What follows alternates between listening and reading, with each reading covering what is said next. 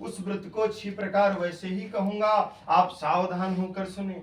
एक समय योगी नारद जी लोगों के कल्याण की कामना से विविध लोकों में भ्रमण करते हुए मृत लोक में आए और यहाँ उन्होंने अपने अपने कर्म फल के अनुसार नाना योनियों में उत्पन्न सभी प्राणियों को अनेक प्रकार के दुख व क्लेश भोगते हुए देखा।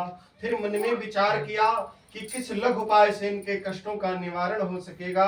ऐसा विचार करके नारद जी विष्णु लोक को गए। तत्रम नारायणं देवं शुक्लवर्णं चतुर्भुजं शंख चक्र गदा वनमाला विभूषितं दृष्ट्वा स्तोषी चक्र में। वहाँ 4 भुजाओं वाले और शंख चक्र गदा तथा वनमाला से विभूषित शुक्ल वर्ण भगवान नारायण का दर्शन कर उन देवाधिदेव की वे स्तुति करने लगे।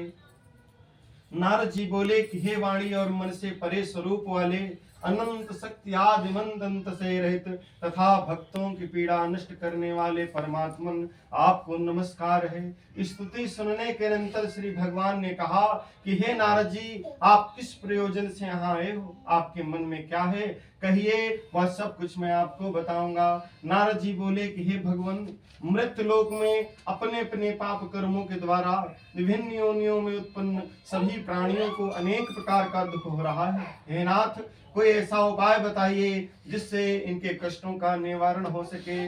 भगवान ने कहा कि हे नारद जी, संसार के ऊपर अनुग्रह करने की इच्छा से आपने बहुत अच्छी उत्तम बात पूछी है। जिस व्रत के करने से प्राणी मोह से मुक्त हो जाता है उसे आपको बताता हूँ, सुनो। हे वत्स, स्वर्ग और मृत लोक में दुर्लभ भगवान सत्यनारायण का यह एक महान पुण्य व्रत है। आपके स्नेह के कारण इस समय मैं उसे कह रहा हूँ। अच्छी प्रकार विधि विधान से भगवान सत्यनारायण का व्रत करके मनुष्य शीघ्र ही सुख प्राप्त कर परलोक में मोक्ष प्राप्त कर सकता है।